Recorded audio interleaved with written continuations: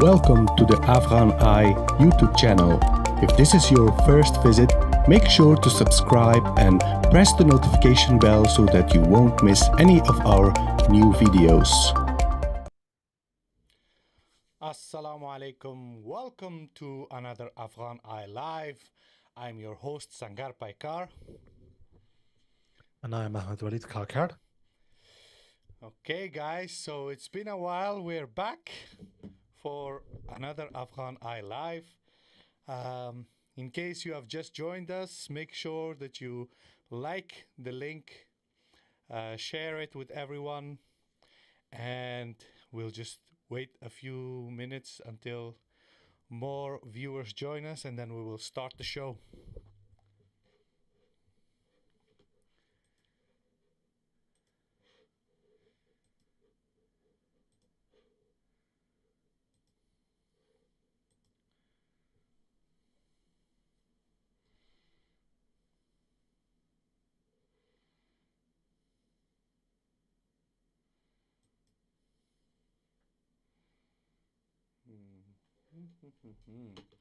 So how are you doing, ahmed-waleed? Alhamdulillah, Sangar, I'm not doing badly. I'm, as you can see, busy. But what I am busy with is just sharing the link everywhere and on Twitter. So inshallah ta'ala, everyone can just bear with us because we will be starting formally, let's say, soon. Yes. All right, copy link.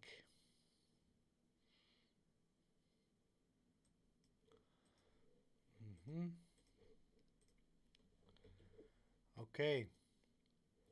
So for the guys who are with us in the chat, welcome. It's good to see you guys.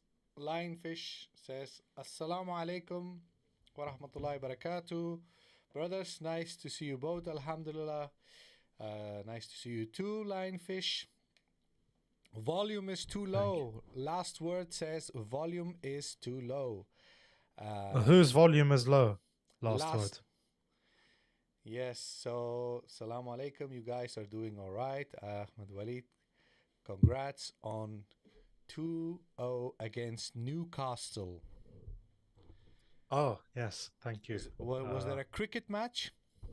No, we don't watch cricket, alhamdulillah. It was Liverpool beat Newcastle 2-0 today, so it's been an eventful day. How is the volume now? Is my volume any better now? Lionfish is saying that my okay, they're saying much better now. Autumn Smartphone is saying salam alaikum chator astem. Allah fazl khuda. Khub astem, I guess. There's not much else to say. Fazl khuda, alhamdulillah ta'ala. Lean out the ride and bang.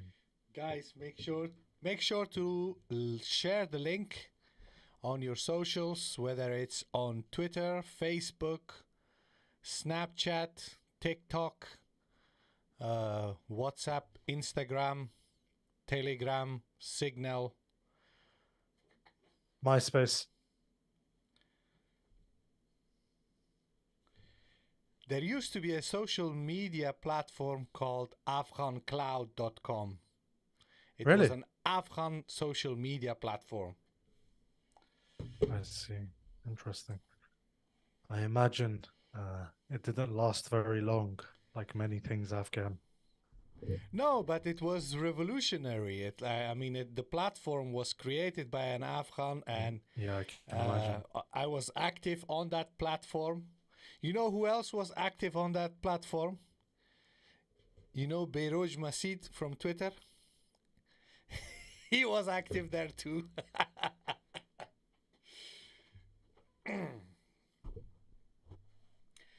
Lean out the right and bang is saying that he likes my hat. Thank you. Okay.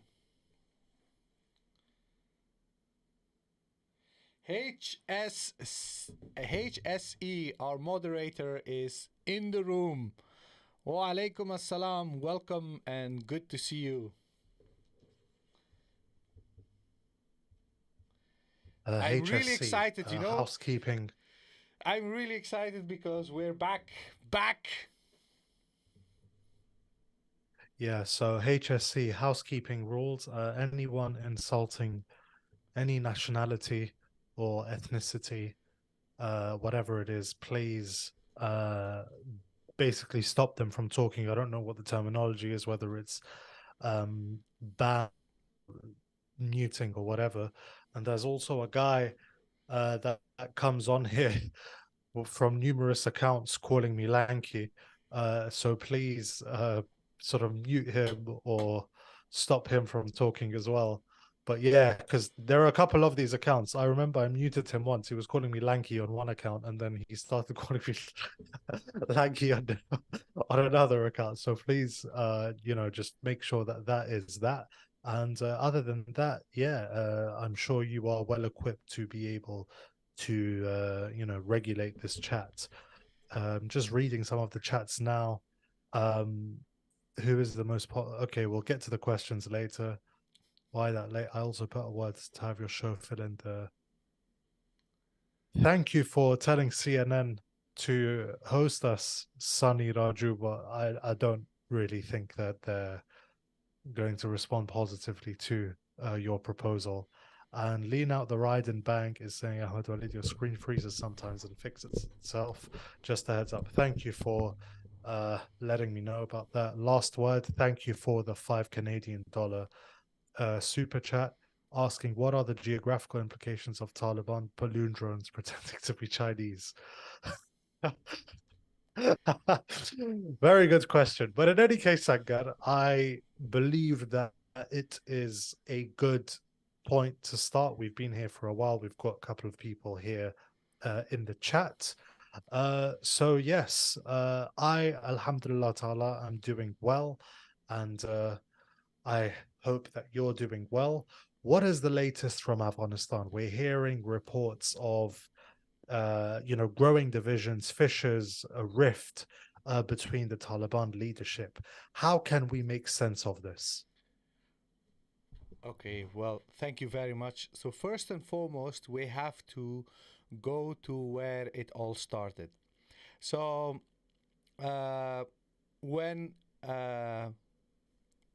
the Minister of Interior, Sirajuddin Haqqani, went to host for a graduation ceremony of Islamic scholars from a institution there, he gave a speech, and during that speech, he said a few things that could be interpreted as a criticism or expression of discontent towards the leadership, which in this case is the Amir Hibatullah Khunzada.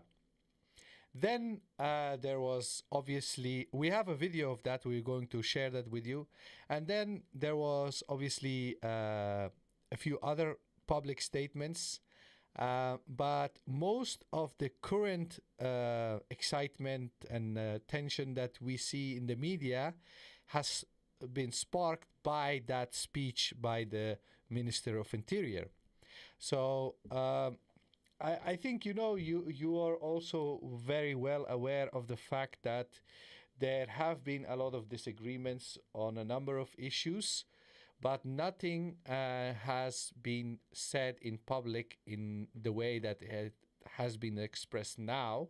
So maybe this is why people assume that there is an internal conflict going on. Something else that has been reported recently is that in the recent weeks in Kabul, there is increased presence of security forces. Like there are more American Humvees, guys fully covered with military fatigues in different corners of the city.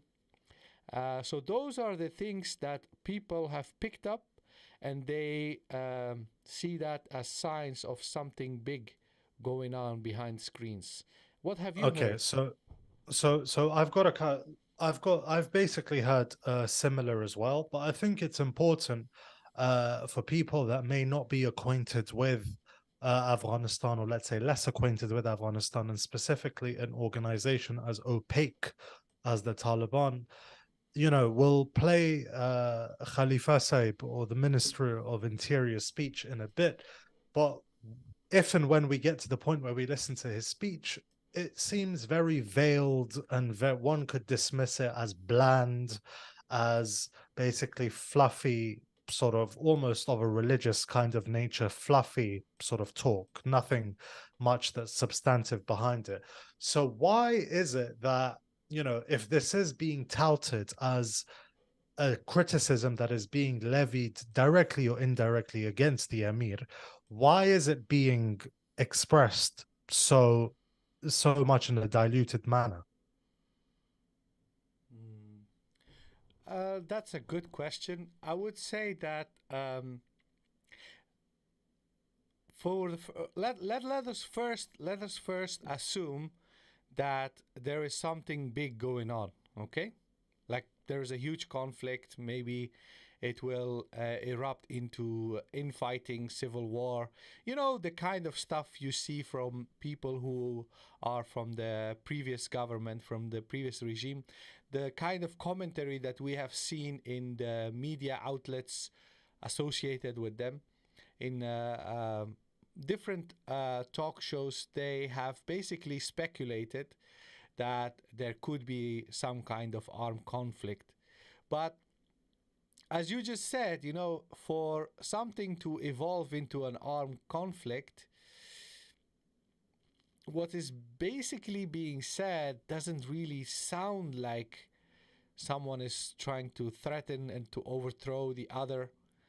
But again, let us just entertain the idea. Uh, from what we have heard, from what we have seen, basically there are public statements by the Ministry of Interior, Khalifa Sirajuddin Haqqani, the Deputy Prime Minister, Abdus Salam Hanafi, the Minister of Defense, Muhammad Yaqub Mujahid. There are numerous statements, not recent but even older ones, by Deputy Minister of Foreign Affairs, Sheikh Mohammed Abbas Tanekzai. Then there is the Minister of Mines and Petroleum, Sheikh Dilawar. Shahabuddin Dilawar. Shahabuddin Dilawar.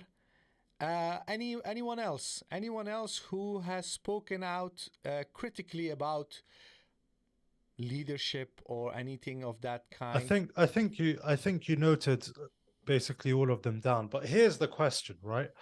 A layman, or let's say someone that is not unjustifiably exasperated with some of the decision making of this government, could come along and say, it's all well and good that you're making all of these ministers and deputy ministers are making speeches, but what am I supposed to do with that? Why don't you go and make the speech directly to the man whom you're indicating your criticism is intended against? How would you answer that?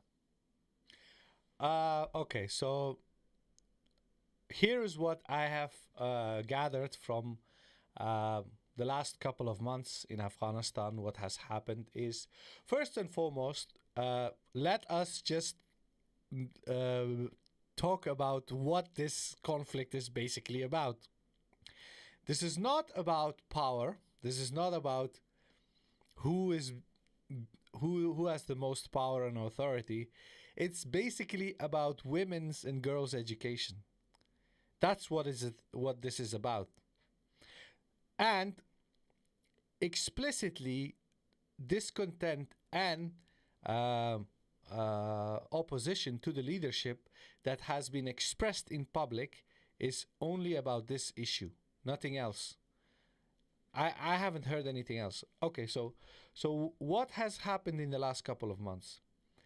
When the decision was made to close down universities for female students, a number of leaders from Kabul, members of the cabinet, decided to travel to Kandahar, visit the Amir, and tell him that this decision should be overturned.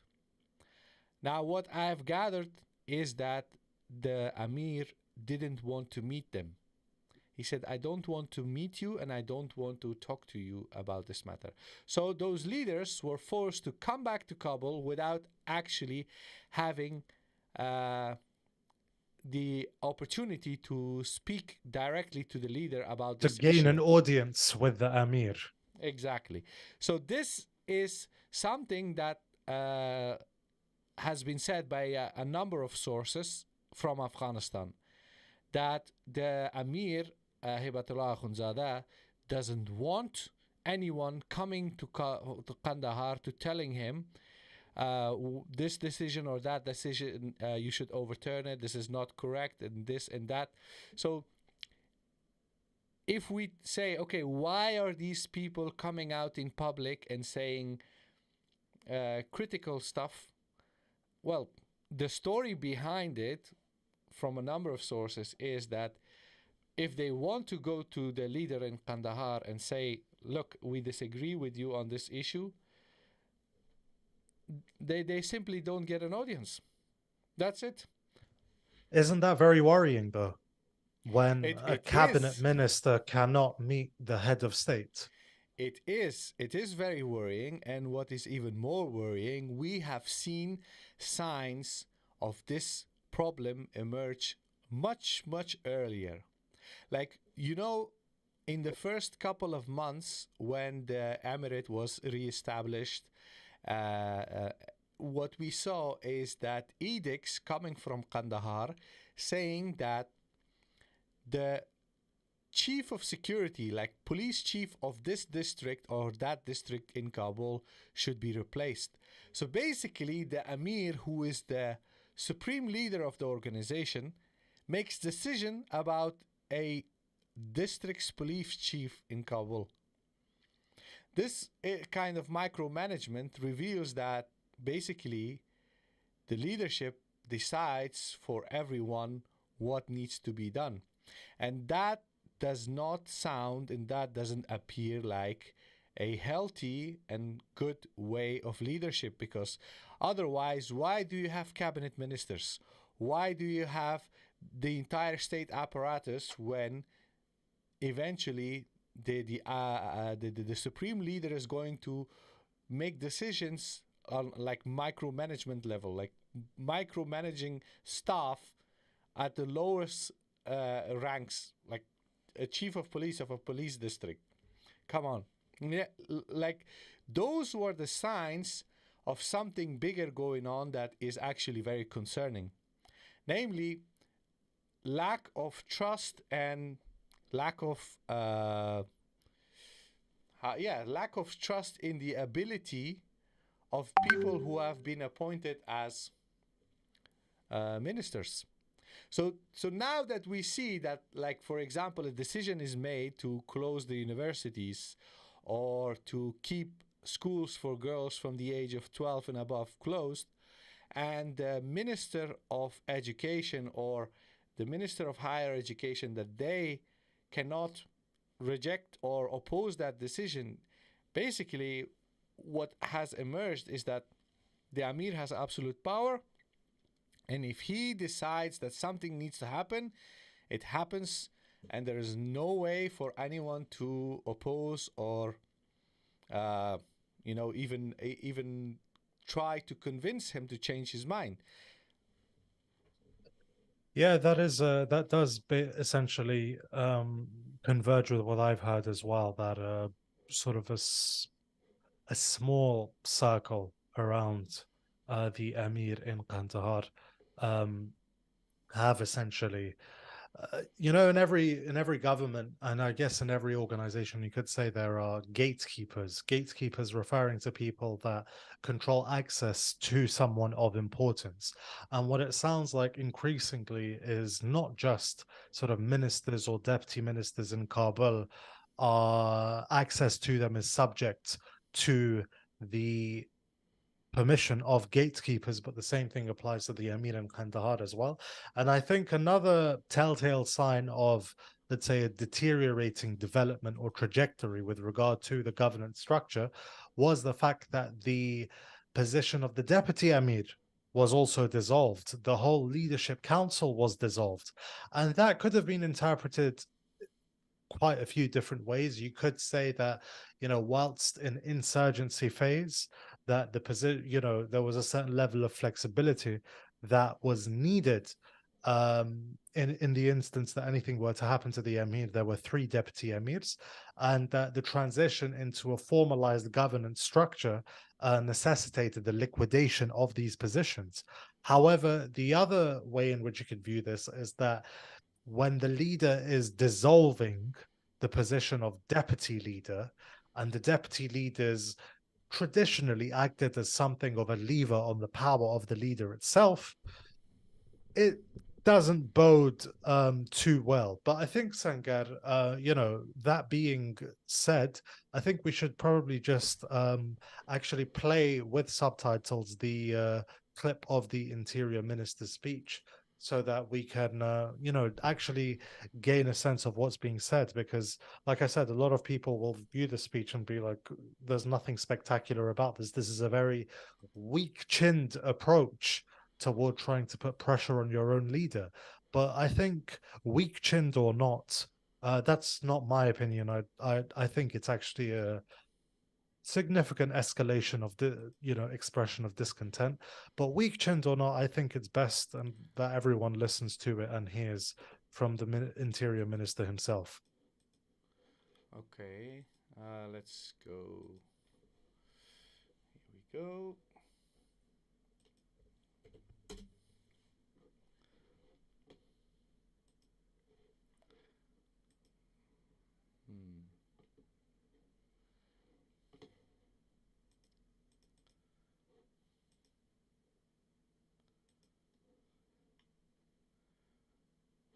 Just a second. Maybe you can take a look at the chat.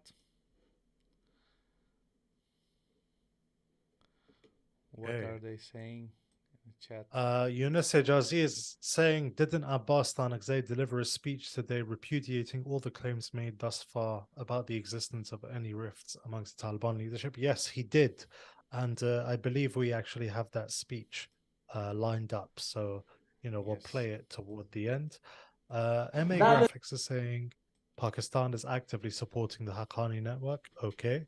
Do you think if criticism gets so much, we may see a new interior and defense minister appointed? I think any attempt at doing so would be a very risky move from the emir, and I don't think that he would do anything of the sort. Are these reports correct that Pakistan is supporting the Haqqani network and Sirajuddin Haqqani wants something similar to democracy? To the best of my knowledge, no, and no, I do not. I don't think anyone has said that he wants democracy. Lean Out the Ride and Bang is asking, I think I remember you guys noted a long time ago that the Supreme Leader Hibatullah Khunzada was not coming out and leading from the front. Is that something you guys are still worried about? Sanget, are you still worried about that? I do think that that's a problem. Yes. I agree, yes. Okay. Is the Khalifa Saybar Waina Tayara? Yes. Let's see if guys in the chat can hear us. If I play the audio.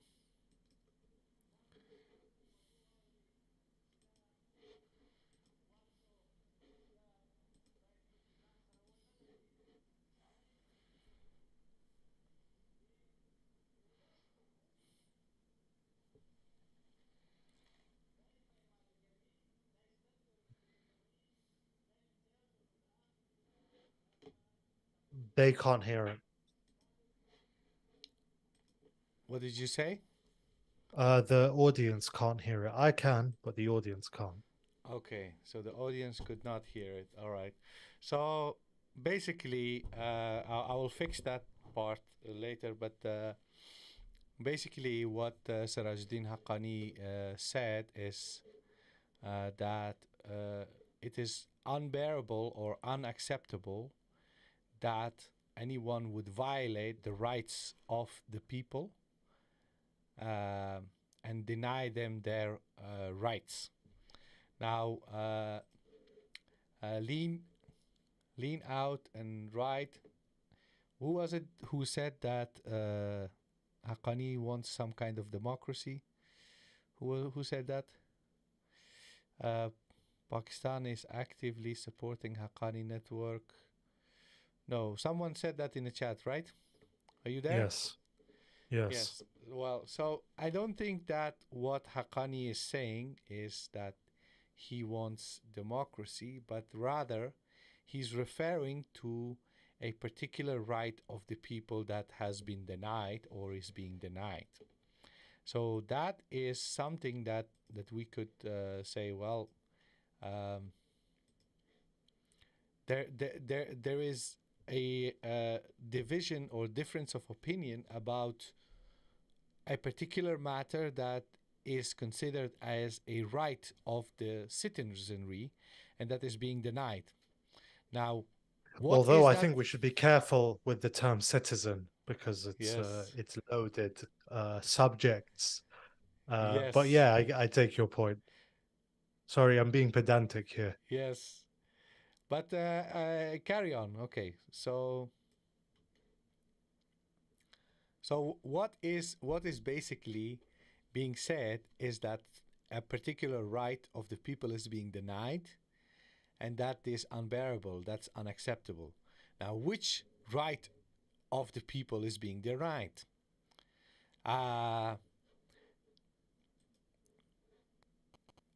Yes, maybe someone and I in the believe chat he could also take a guess. I believe he also criticized the monopolization of power, saying that, you know, too much power should not be wielded by one person. Yes. And do you want to take a wild guess as to who he could potentially be referring to? Yes, yes. So it is quite obvious that this is in reference to the Amir. Now, precisely. Okay, so he is basically saying that the Amir has too much power and that the Amir is denying the right of certain people. Would that be an accurate interpretation of what he said? Well, considering this was the deputy Amir until his position was liquidated, I think a reasonable deduction would be that he is referring to the man that liquidated his previous position, and the man who we all know is the one that is denying a certain right. But no one in the chat is actually answering what they think that this right might be. But I think we're being pedantic in any case. That is speech number 1. And that was about a week ago. Now, this speech of Sirajuddin Haqqani, there's one thing that everyone needs to understand. That name in and of itself has struck a lot of fear and terror into the minds and the hearts of many people over the past 20 years. International media, and indeed diplomats, interlocutors, heads of NGOs, have been very struck by the fact that after August 2021, a man that has emerged as a key sort of bridge between the international community, as it's referred to, and the Taliban is indeed Sirajuddin Haqqani. With the end of war and hostilities, Sirajuddin Haqqani has emerged, to many people's surprise, as something of a pragmatic, by Taliban standards, something of a feminist even. Which is an idea that could not really have been entertained at all during the war.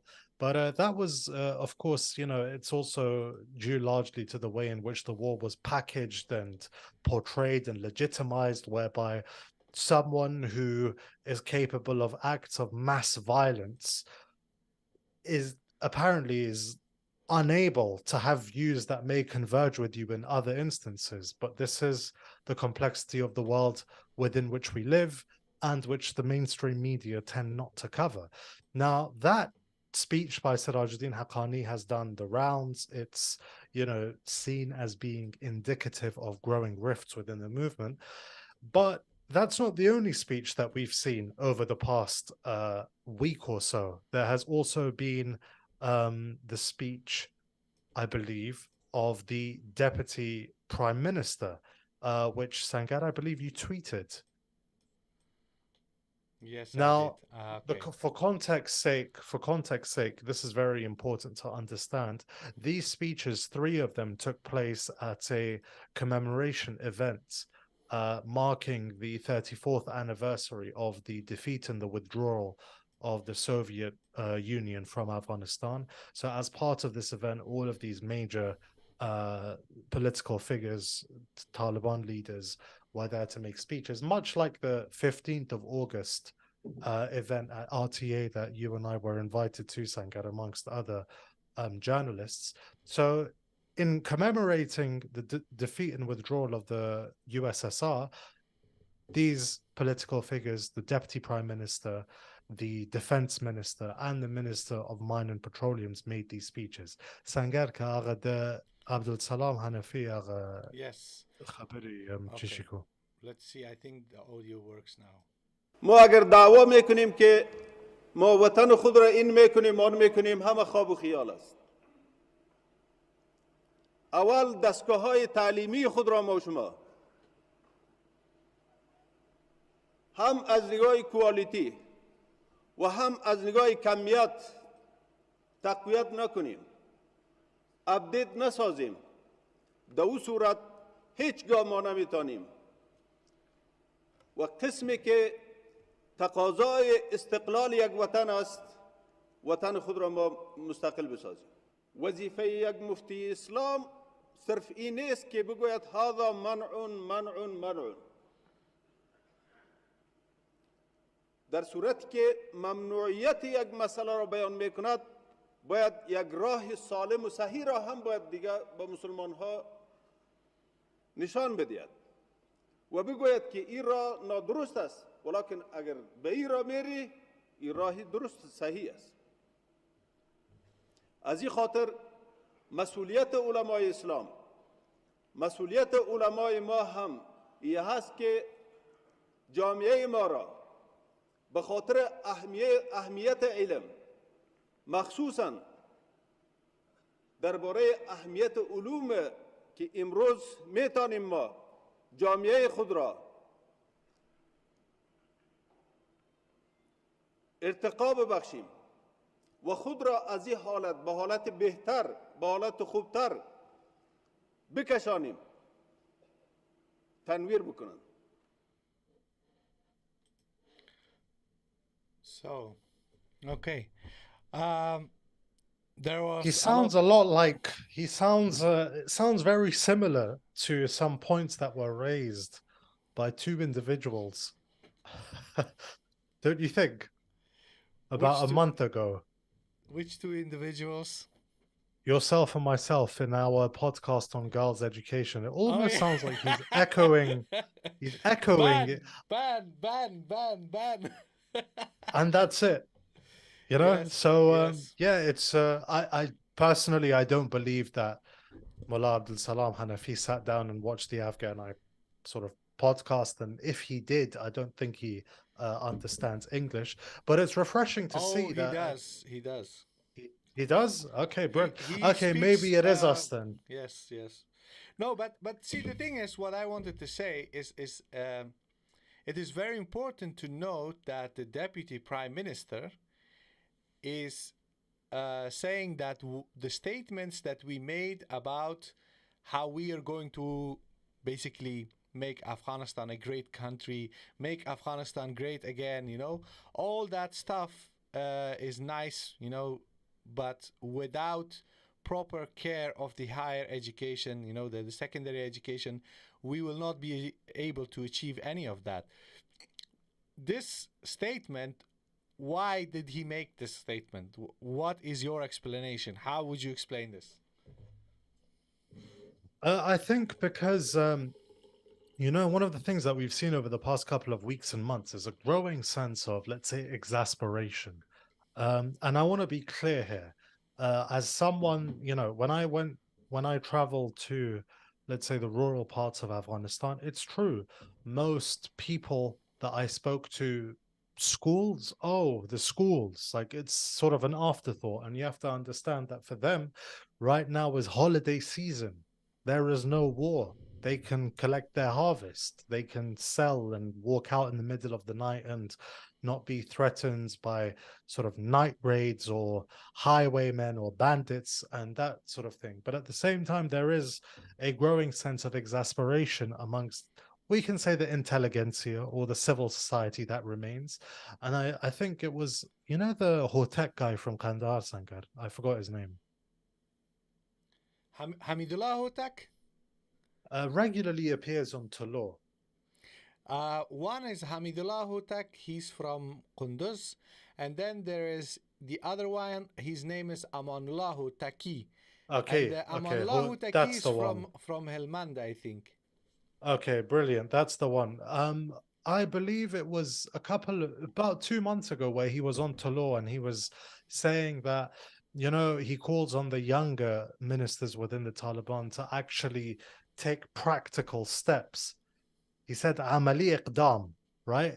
Talking is nice. Everyone says the right things, but we need practical steps and whatever. And this sort of feeling that there's a lot of sloganeering going on. And it's undeniable. And of course, there'll be sloganeering going on. It's inevitable. And indeed, you could say perhaps justifiable from the lens of the interests of a political party. But, you know, saying that you're going to rebuild the country and create all of these opportunities and that people will no longer need to flee abroad to create a better life. This stuff is all good. Who said that? Who made those statements recently? I actually don't know. Who was it? The new Minister of Higher Education, Nida Mohammad Nadim. Yeah. Yes, now I remember. It was in the Kabul Pantunki. Yes, so he came out and he said, we're going to do this and we will become this and that and that and that. And a lot of people, when they heard him speak, they were like, you just announced that you closed down universities for women, and now you are talking about how you're going to make how you're going to achieve all these great things. So one could interpret it, the statement of the Deputy Prime Minister Abdussalam Hanafi, as a reference to what the Minister of Higher Education has said. Yes. His cabinet colleague, yes. So that is, now I do remember, so the Minister of Higher Education did make remarks essentially echoing the sentiment that, you know, the Taliban would rebuild the country. So the Deputy Prime Minister has apparently what seems to be a rebuttal to his cabinet colleague answered that claim as well. And so those are two speeches from, let's say, two pretty high-ranking cabinet ministers. And then we have the speech of Maulawi Yaqub Mujahid, which I don't believe is subtitled, so I'll have to go along. Okay. Is it the last one that you shared with me? No. Porto Larse. Okay, I will get it. Yes, so yeah, I forgot to subtitle this one because I was a little bit busy. I'm sorry, guys, but I'm not able to translate all these clips. But I will try to translate as many as possible. So bear with us.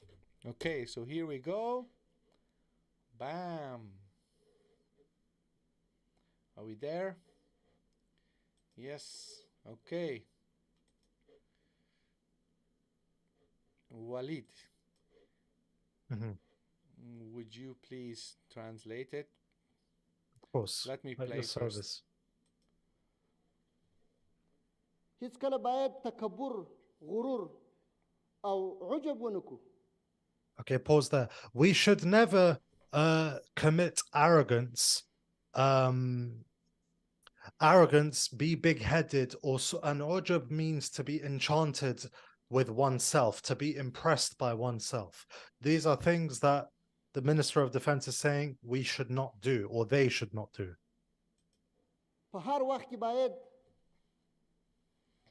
د ملت مشروع غوښتنو ته لبیک ووایو. We must always address at every time the legitimate demands or requests of the people, of the nation. Yes. Okay. So, would you also say that this is in reference to the Amir? Well, he's saying that he wouldn't be cautioning against arrogance, big-headedness, and self-enchantment if there was not a feeling on his behalf that arrogance, big-headedness, and self-enchantment were a problem. And he wouldn't say that there was a need to address the legitimate requests of the nation if he felt that those requests were already being addressed. And I think that's the most politically correct answer I could give that will not disturb my travel plans to Afghanistan in the future. Okay, let's go to Sheikh Shahabuddin Dilawar. Okay, Sheikh Shahabuddin Dilawar. And just 1 second. Where is it? Okay, that's it. Here we go. ملت دی افکار ذهنیت دی ملت افکار او دی ملت ذهنیت ساتل او دی خپل مجاهد ولس لحاظ ساتل دا دی ازادي دی ساتلو سبب او ذریعہ ګرځي. نو د معارض دا که دا نظام موږ ساتو چې دا په 20 کاله قربانۍ سره راغلی د ملت په قربانۍ راغلی هغه دا ده چې افکار عامه د خپل ملت لحاظ بکو. Okay, could you quickly translate what he just said? He's saying that this government, this system has been achieved through the sacrifices of 20 years of the nation, the Mujahid nation. And the quality on this one isn't that great, but he said the millat afkar al azhan satil. So he said that he's essentially implying that it's the responsibility of the leadership to protect what he sees as the pure ideas and values already held. The millat azhan and afkar satil is meaning preserving or keeping their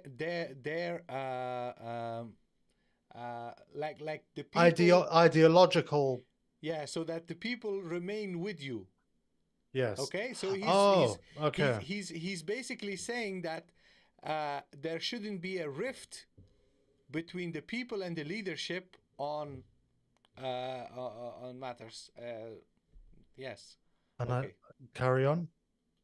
د خپل ملت بساتو خدمت د خپل ملت بکو که وزیر وي که والی که ولسوالي که قاضي که امر بالمعروف که هر څوک د خپل ملت افکارو لحاظ بساتو د دوی Okay, yeah, I just So he preserving the hearts and minds of the people, if you will, and he stipulates that everyone, including the Ministry of the Propagation of Virtue and Prevention of Vice, is responsible for this. The judges are responsible for this. The district chiefs are responsible for this. And yeah, that's basically that. د دوی د ذهنیت او د دوی د غوښتنو مشروع دغو به موږ ملاتړ کوو. And we will support their legitimate requests and address their legitimate grievances. Okay, so this okay, again, would you say that this is also in reference to education? Well, the point keeps coming, and this is something that I want to stress. The nation, so for example, from the ideological perspective of the Taliban, right, this is something that's very important to underscore. the nation can have loads of demands, right? The nation can have, theoretically speaking, the demands for nightclubs, for alcohol bars, and whatever. It doesn't make, because this isn't a system or ideology that believes in democracy or the sovereignty of the nation and of the people. So demands can come in many ways, shapes, and forms. But what's preceding the mention of these demands is legitimate demands, mashru'. And if you've studied some Arabic, yeah, if you've studied some Arabic, you have to explain why mashru' is here an important signal. So in Arabic, what you have something called wazn ism maf'ul, right? Where something, it becomes a past tense.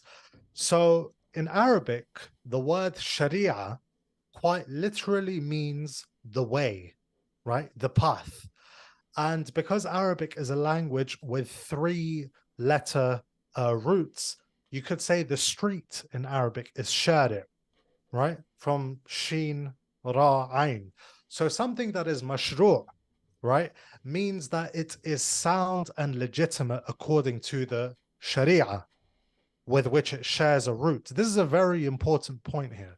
When legitimate is being mentioned here, what's in the brackets before the legitimate is religiously legitimate, as in religiously permissible, right? Because the nation can have loads of demands. The nation can demand miniskirts. The nation can demand free mixing. It doesn't mean, according to this viewpoint, that should be listened to.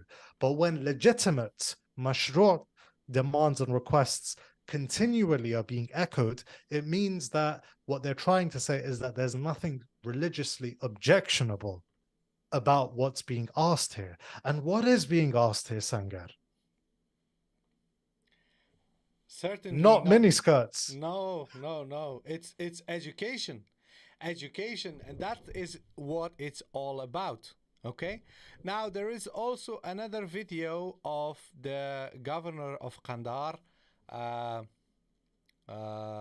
who made a statement where he said that we should obey the leader, the Amir, and that leadership of the Amir is an absolute necessity.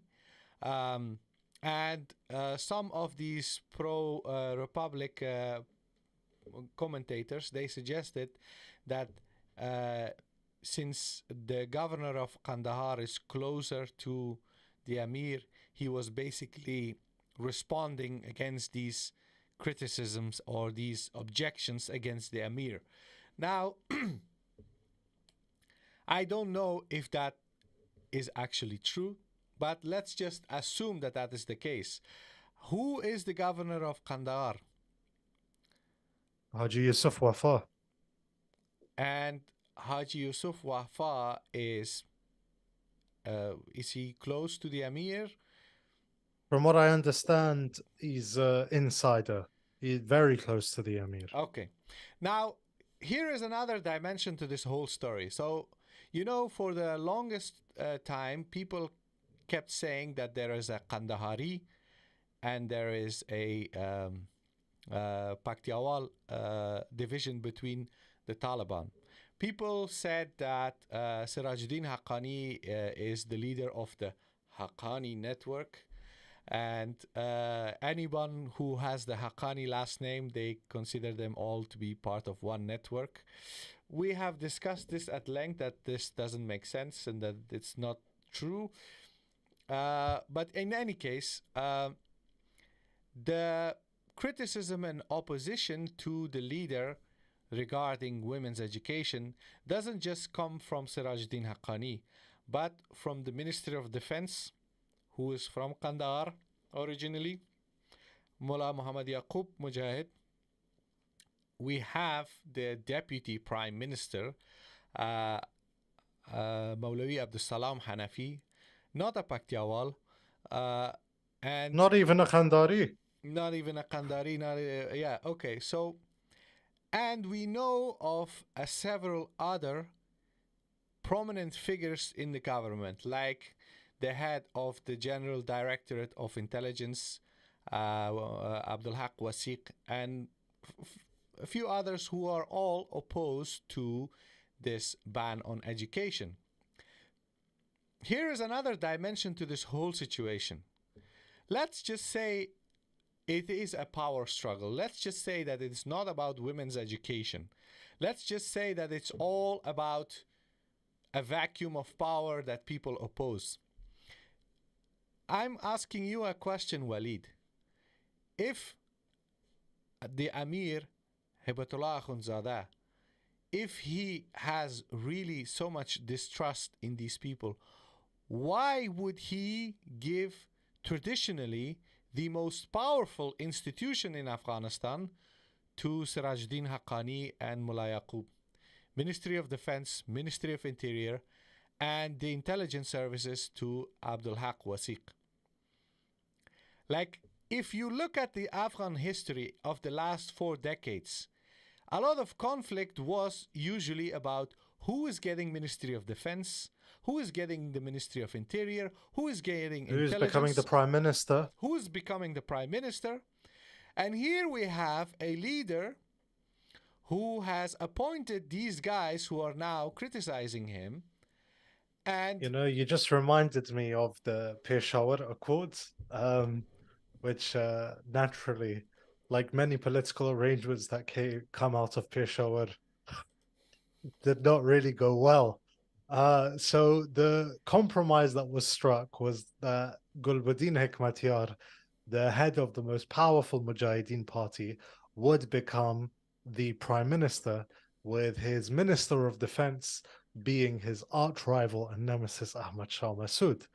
Now, Hekmatyar essentially at the time saw this as him being relegated, because he saw the prime ministership was a paper tiger. It sounded nice in theory, but in a state that had just collapsed and with institutions that were not really in place, the most powerful ministry was the Ministry of Defense, right?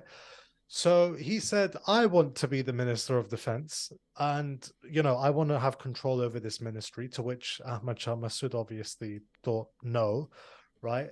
And then he said, well, as the Prime Minister, I want to be in charge of my own cabinet, right?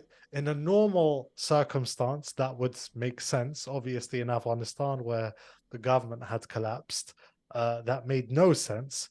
So then Hekmatyar started a civil war, and the other guys, or depending on which side you fall on, but yeah, the whole thing fell apart. So, these are the most powerful ministries. And once again, you could say that the collapse of the previous regime, a new government, Ministry of Interior, Ministry of Defense, once again, it's the same game being played, albeit much more efficiently, with a lot more unity.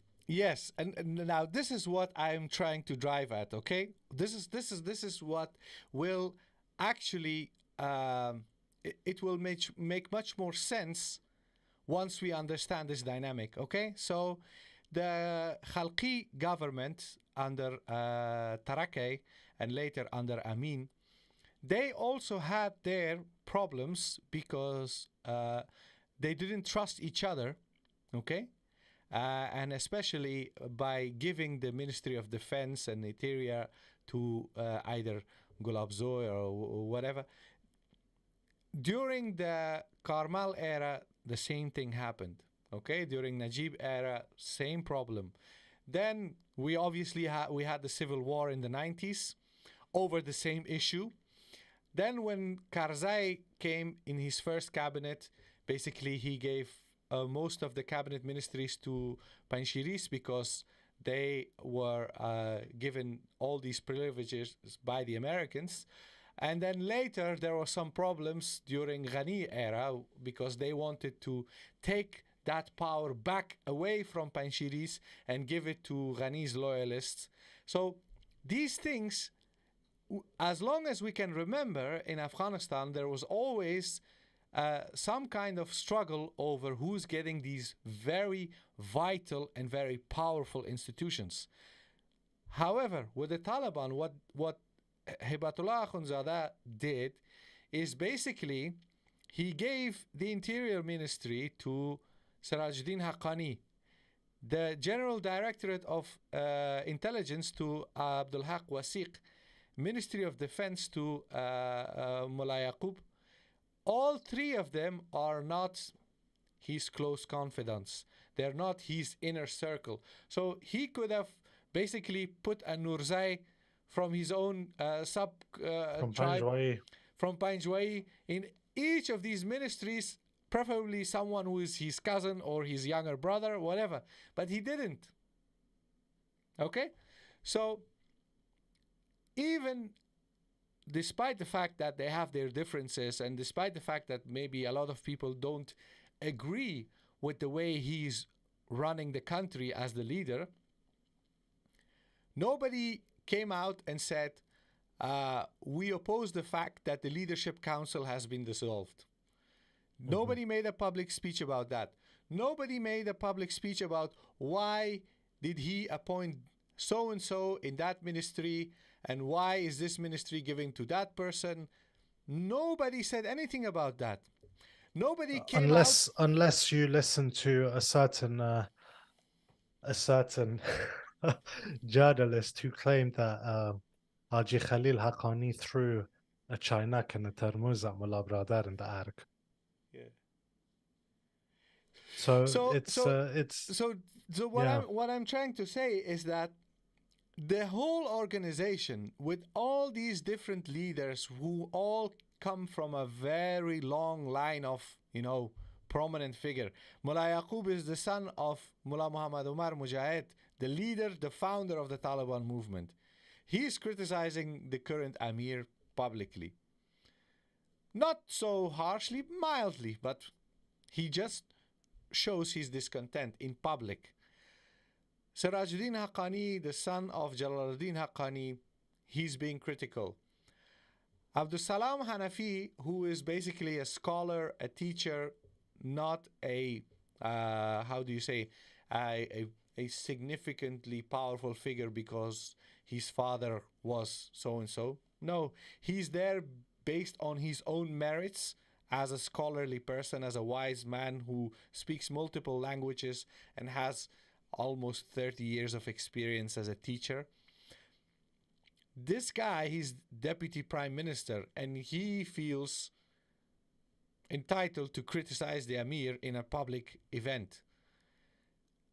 Yeah. All of this can be interpreted as deep rifts and conflict that may spill over to violence. Or you could say, actually, it's the opposite. It is actually the opposite. We have a movement where they don't have huge differences or conflict over other issues, but about something that concerns what Sheikh Shahabuddin Dilawar said, legitimate demand of the people. And what is also mentioned is winning hearts and minds of the people. So here is my analysis. Basically, the biggest concern right now with all these leaders is that they're losing the hearts of minds of people because the schools and universities remain banned for girls and for young women. This is their concern. They are concerned about losing the support of people. And this is why they are coming out in public and making these statements, because they want to let their own rank and file know, we don't support this, we are against this decision. And they're also revealing that they're not afraid to be critical of the leadership in public. So it's not Stalin's regime where basically Stalin decides everything and nobody even dares to criticize him. No, they can criticize him. And we did have people, by the way, inspired by Stalin in Afghanistan, quite literally. Yes. Recently, one guy who's inspired by Stalin was released from prison in Pakistan. Tribal Stalin. Tribal Stalin, yes. So yeah, I think it's a very good, I think that's a very good analysis, and I think it comes to the broader point that a lot of people are asking, which is, what can we expect going forth? To which I would respond, what we can expect is the way, first of all, what we have to understand is that what we're seeing right now with respect to these speeches, and this isn't the first time such speeches have been made. I remember in the anniversary for the death of Mullah Akhtar Mansour, it was the first time, I believe, that a prominent minister or figure had come out and criticized or voiced frustration with respect to policy, and it was Sher Mohammad Abbas Tanegzey. This was in around June, and I believe he said that, you know, in Afghanistan, the rights of women as afforded to them by Islam had never really truly been respected, even in the time, you know, before war, before communism, during the time of the Musaiban and the rural areas, women were not assured of their proper Islamic rights. So this, what we're seeing right now, whilst this, you know, is coming at what seems to be an alarming pace, it's because of this event commemorating Soviet withdrawal. But what it does do is it signifies and further cements a trajectory of increasing, escalating criticism. Now, the question a lot of people will be asking is, will that criticism boil over into armed conflict? You know, the trajectory of the Taliban thus far and the dialectic with respect to the different leaders, major leaders, dialectic between them suggests that that is very unlikely. Armed conflict between these different factions, if we can even call them factions, is something that, you know, history would essentially demonstrate as being very unlikely. However, the question becomes, if conflict is highly unlikely, what can we expect? What we can expect is greater tension, greater deadlock, increasing criticisms that become increasingly public. Now, what purpose do these criticisms serve? First of all, like you said, it should, you know, when a man like the Minister of Defense comes out and voices these sentiments, or the Minister of Interior comes out, what they're doing is they're assuring their, let's say, soldiers or guards or whatever you want to call them, their Taliban fighters, that this is where I stand on a certain issue. And it assures the country at large that you have someone in the highest echelons of power who agrees with you. Finally, the tertiary audience, you could say, is the much lauded international community. This could just be, I don't think that this is a very cynical way of playing good cop, bad cop, whilst they're secretly in agreement with Hibatullah, but it also signals to international interlocutors, look, we who are heavyweights disagree with the way things are being done, and as long as we are here and we do disagree, there is hope for light at the end of the tunnel. And you know, obviously, what you say, I fully agree with you. What I would like to add to that is the following. See, we have a leadership in a government that doesn't believe in democracy. They don't believe in giving people rights. They don't believe in a system where multiple political parties can vie for people's votes and then take over the government. They don't believe in any of that. However, we are basically, we assume that only in a democracy the government would be worried about dissatisfaction and discontent of the people. But here we have a government that is not a democracy, and people are so concerned about disenfranchising the people that they are coming out in public and criticizing the leader. Obviously, nobody is saying that the government is falling apart. You know, people who are within the government, they're not saying we're going to separate ourselves from this government and create a new government, or nobody's challenging the leader and saying that he should be gone and she should be replaced. Nothing of that sort. But they're expressing their concerns and they're expressing their dissatisfaction with the way decisions are being made with regards to girls and women's education in Afghanistan. And we can tie this all up to the fact that they are worried about losing the support of the people, losing the support of especially urban Afghans, because obviously in most part of rural Afghanistan there weren't any schools, but even there people still support women's education. I would say to a large degree, even in the conservative parts. You were in Panjwai, right? Yeah, our car broke down, so we had to go to Panjwai to repair it. But yeah, so you were there, and you spoke to people in Panjwai, and they were also saying, yes, sure, women's education, okay, fine. Yeah, exactly. So the home turf of the Amir, who is very conservative, in his own turf, people are in support of women's education. So the fact that the schools remain closed for girls and the universities for young women, this is a reason for a lot of people to be displeased with this government. And this concern is, this explains why we see Minister of Defense, Minister of Interior, Deputy Prime Minister, Deputy Minister of Foreign Affairs, and so many other people have come out in public and said, we don't support this policy, we don't support this decision. In fact, recently I spoke to someone who knows the previous Minister of Higher Education, Abdul Baqi Haqqani, and he told me that... Just to clarify, someone that knows Abdul Baqi Haqqani, because you said someone who knows it may sound like you spoke to Abdul Baqi Haqqani, and then it would be I'm sorry. Journalistic standards. Someone would try suing us for claiming that we spoke to the ex-minister himself. I didn't spoke to the minister, to previous minister. I haven't spoken to him. I spoke to a person who knows him very well, and he is aware of what that guy did while he was the Minister of Higher Education.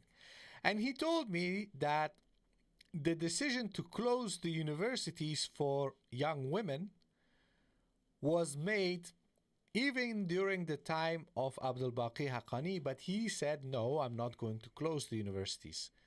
Basically, that guy was a minister who was told to close the universities for young women, and he said, no, I'm not going to do that. So, like, he didn't accept that order because he said that doesn't make sense. It doesn't work. And he didn't support that decision, so he opposed it. But then he was replaced by a different minister, the current minister, Nida Mohammad Nadim. But everyone's favorite. Yes.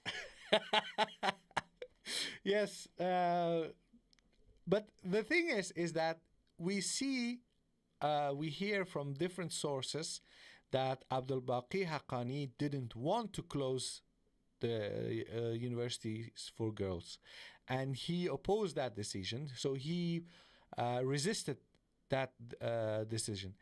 We also know about the Minister of Education, who is responsible for the madrasas and the primary and secondary education in Afghanistan. He also had his conflict with members of cabinet and the supreme leadership about closing schools for girls from the age of 12 and above. So what we know this is from different confirmed sources, that there is a small minority of leaders around Hibatullah Akhundzada, the Amir, who are opposed to women's education.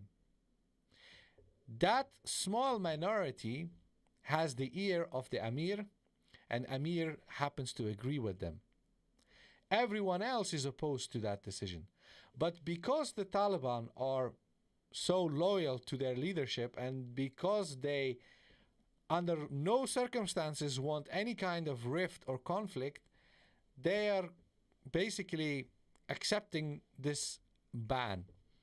But even their patience is running out. And that's why we see these public statements. Their patience is running out. I think it could be best summarized the way that you said it, is that these statements could be read as statements of increasing disillusionment and dissatisfaction with, one, the nature of these decisions, and two, the mechanisms by which these decisions are made. But at the same time, because the Taliban, like you said, not only do they not want rifts, but they don't want the appearance or too strong an appearance of rifts between them, which is why the statements were followed up by Zabiullah Mujahid and Sher Mohammad Abbas Stanigzai, both of which I sent to you. So I believe the video that I sent to you, Sangat, of Stanigzai is from today or from yesterday. So if we play that briefly, I'll translate as we go along. Okay. And then once we listen to Zabiullah Mujahid as well, then we can just answer some of these questions in the chat. And then, inshallah ta'ala, we'll be back with another pre-recorded podcast, which will be a book review in about a week's time, inshallah.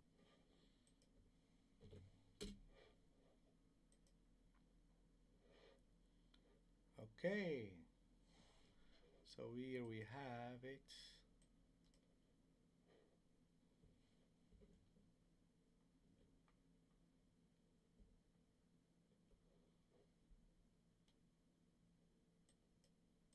اصول انتقاد از لحاظ اخلاقی است که اگر کسی بالای یک امیر یک مسئول یک وزیر یک معین یک رئیس انتقاد داشته باشه بهتر است اخلاق اسلامی ایجاب میکنه که حد حرمت از او نکنه عزتش را در جایش حفظ بکنه از طریق مسئول و محرم و محفوظ برش نزدیک شود کسی دیگر نشنه و انتقادات را برش مطرح بسازه. So yeah, I'm not sure if people can see it. Let's see. Let me change that so that people can read the subtitles. I think that would make sense. Don't you agree? I agree. But in any case, I can translate. Yeah. Please, can you translate that first part? Can we play that again in that case? Yes. Okay. And I'll tell you to pause when I need to. Okay. Let's go.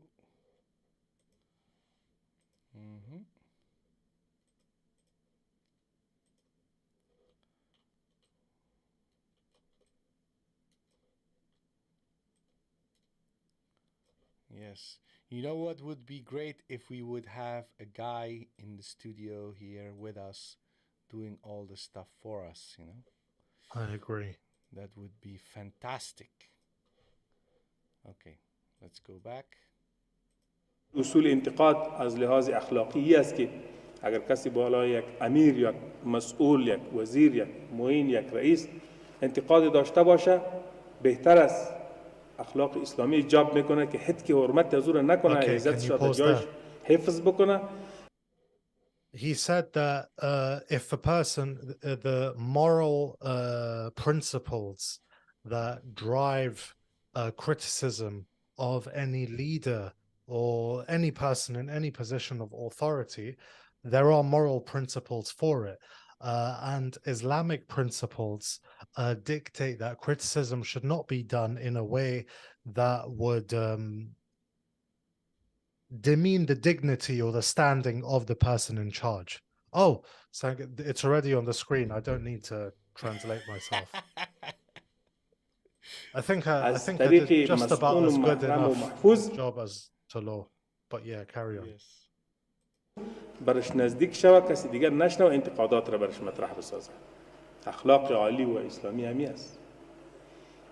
ولی اگر زمینه فراهم نشد همچون یک موقعی نبود یا کسی انتقاد کرد یا تنی سوال کننده مشکلی داشت که نمیتونست به همچون حالت موصوف باشه انتقاد کرد باز هم به این معنا نیست که امیر و مسئول باید عکس العمل تند نشان بده و او را به زندان بفرسته و یا مجازاتش کنه بلکه با بسیار پیشانی واز موضوع را جواب بده. اصول So, okay. We have the official spokesman of the Emirate saying that if, from an ethical perspective in Islam, if you're criticizing the Emir, the انتقاد از لحاظ اخلاقی است که okay, if you're criticizing the supreme leader, you have to do it in private. Don't publicly go around blasting the leader. Yo, you're wrong and you're bad and you're this and that, which is true. You know, if you study ethics in Islam, you see that this is mentioned in many books about how to criticize the leader. But then, obviously, Zabiullah Mujahid says that if you're unable to express your criticism or advice or whatever you have for the Emir, then you can speak publicly. You can criticize the leader publicly, but while remaining respectful. Okay? And then he also said that if people publicly criticize the Emir, then the Emir is still obliged to listen and hear what people have to say. And he shouldn't silence without them. resorting to repression. Exactly. So this very, is very good and very balanced sort of reminder for the complainer or the critic and the one against whom the criticism is leveled. And finally, I think we should just play. I actually haven't listened to Stanek's speech from today, so it'll be my first time listening as well. But let's see what the Deputy Foreign Minister, who started this trend of public criticism, has to say now. Okay, let's get that one as well. Just 1 second. It's the previous link that you have shared, right? Yes. Let me see. All right, I think I got it.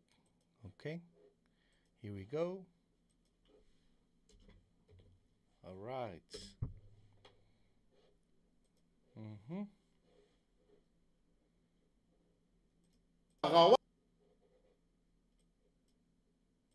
سرکشی و بغاوت و مخالفت لله الحمد په امارات کې دا شای نشته. Okay, there's no such thing as rebellion or sort of rebellion or rebellion in the Emirates. In the Emirate in reference within the Emirate against the authority. Because there is some rebellion, but it's not within the Emirate. Yes. It's in collab. امارات ټول اعضاء لامیر المؤمنین حفظه الله نه نیول به تر یو عادي طالبه پورې دا ټول یو لاس یو وخت all of the members of the Emirates or all of the members of the Taliban, from starting from the Amir all the way down to a foot soldier Talib, are all one hand and one fist. او کومه فیصله چې له مشرتابه نه کیږي موږ د طلبای کړي او موږ دغه اطاعت کو دغه اوامر خپل باندې ځان باندې واجب کول ځکه موږ د Okay, and any decisions made from the leadership, we consider the implementation of them to be obligatory upon us, and we obey. کدا موږ ته خوښي کنا خوښي whether we like it or not.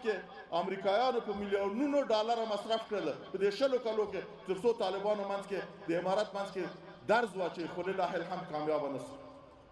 And the Americans spent millions and millions of dollars over the past 20 years trying to create rifts and divisions amongst the Emirates. However, praise be to God, they did not succeed. راز موفقیت د کامیابی د اسلامي امارات هم دغه دی چې اسلامي امارات یو واحد صف لري بس. And this is the actual reason or the secret for the success of the Emirate, because we are one column. Safia, we are one column. We are united, and we're one body.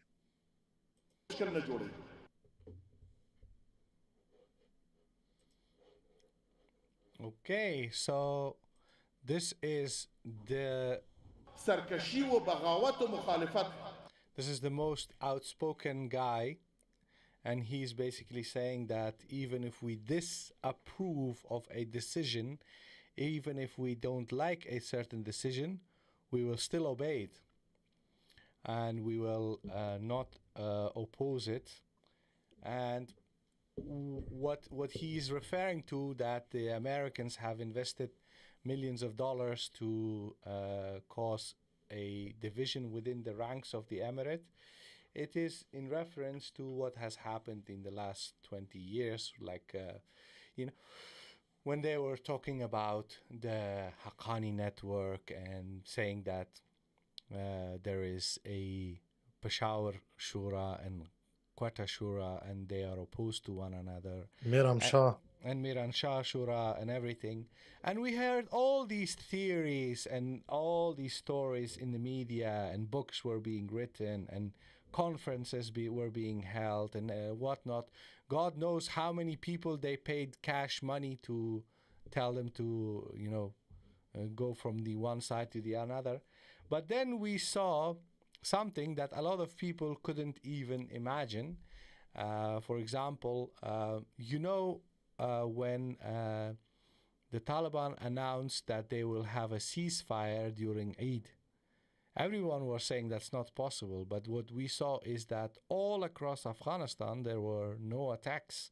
There was a ceasefire. So that was one of the most clear indication that if there is a decision made, whether it's in their political office in Doha or wherever the Amir used to be at that time, the whole movement is going to obey that.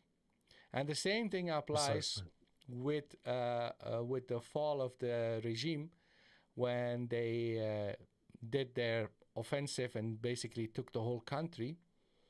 There was no infighting. When they took over the city and the new cabinet was created, there was no infighting. So this unless you get your news from Tajuddin Sarosh.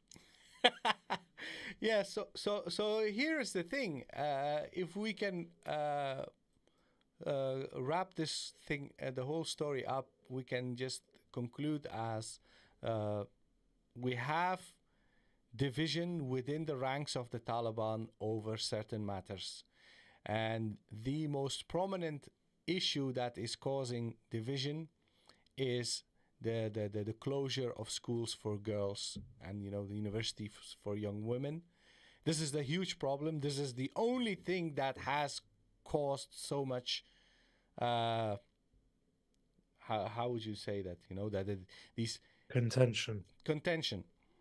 And because of that, they are willing to go public and say that they disagree and disapprove, and that they think that this decision is unjust, and that this is a denial of people's rights, people's legitimate rights are being denied. So quite strong worded criticism. But at the same time, they're also not going to do much about it, which is quite depressing, because they're not going to resort to any kind of action because of this decision, which means that the schools may not open just because of these statements, or they're not going to rebel against the leader. But at the same time, you could also argue that this is actually a good thing, because preservation of stability and security and peace and unity within the ranks is more important for them than anything else.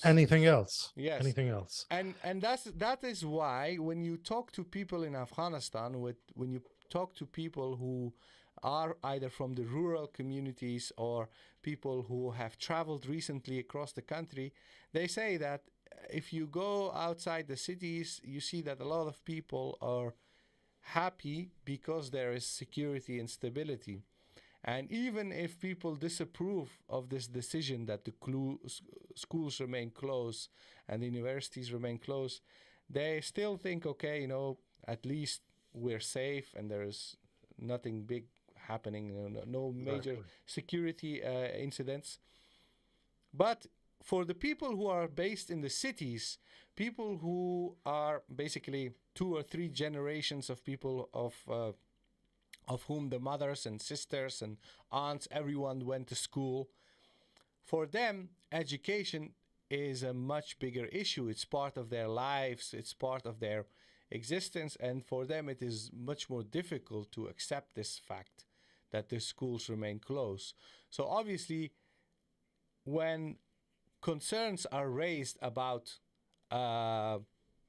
you know, losing the hearts of minds of people, we're talking about a significant part of the Afghan society who are displeased with the Taliban because of this issue. And that's a serious matter. And this is why I personally, I'm happy that at least these guys coming out and expressing their objection. It is at least a sign of something going on, you know, the people are talking about it. It's not like everyone is saying, oh, whatever, schools are closed, who cares? That's not the case. Yeah. So it's not everything we want. It's not everything what we would like to see, but we try to make the best out of a bad situation. But yeah, I think just before we wrap this up, let's just go to the live chat and see what that's been saying. Because we haven't gone to that in a while. So where was the last bit I have reported? So Lucas Wainman saying, it's the first time here, I'm not an Afghan. Welcome, Lucas. خوش آمدی. درود یزدان پاک بر شما باد. AYK is saying, this question is out of today's topic, but I would love to hear your opinion. Which ethnicity is closest socially and culturally to Pashtuns amongst Tajik, Hazaras, Baloch, and Punjabis? Thank you. Man, I really look forward to the one day where we don't have to answer something ethnicity related. Honestly, like, I actually don't know. I'd probably say to Pashtuns amongst Tajik, Hazara, Baloch, and Punjabis. I'd probably say Baloch and Tajik. What would you say, Sankar? Out of Tajik, Hazara, Baloch, and Punjabi, who would you say Pashtuns are the closest to culturally and socially? Probably say Baloch, probably. Yeah, probably the Baloch. Okay, cool. Didn't they put a dispute resolution in place? They took a long time doing the constitution. Is that now not worth the paper it was written on? Lionfish, yes, they did talk about a constitution, and then yeah, like many things in today's Afghanistan, there was very little clarity, even less transparency, and the issue was just not deliberated upon any further. Then Watts is saying maybe the Supreme Leader is flexing his muscles a bit, as people everywhere were saying Siraj, Haqqani, and Yaqub Amradar are far more powerful than him. Potentially, that is, you know, maybe not entirely, but it may be part of the reason, potentially. And Lean Out the Ride and Bank says Sirajuddin Haqqani may have more insights into international relations and therefore is solely focused on the bigger issue, which is education for all. If the government fixes, they can move forward. Okay, cool. Dan Watts is saying, what would happen if the Amir passes away? Who will be the interim Amir? And how will another Amir be chosen? So who will be the interim Amir? I'll answer these two questions first. Who will be the interim Amir? We have absolutely no idea. And how will another Amir be chosen? We have absolutely no idea. And that's what makes this worrying. Sangar, is there anything you would add on to that? I think, you know, that is actually a big concern, because if there is no leadership council the way it used to be during the war, well, then the next leader would emerge out of deliberation of the leadership council. But since we don't have that, we don't know who's going to be the leader. And Yeah, that's Yeah. it. Worrying. Muja, he must have read Ahmed-waleed's article on education. I made the same point. I think he's referring to Maulawi Abdussalam Hanafi, who I'm now going to decide to crown as an AFGHANEYE viewer listener. Can you guys speak about the TTP? We cannot, because it's not relevant here. We'll speak about it some other time. Could it be that us...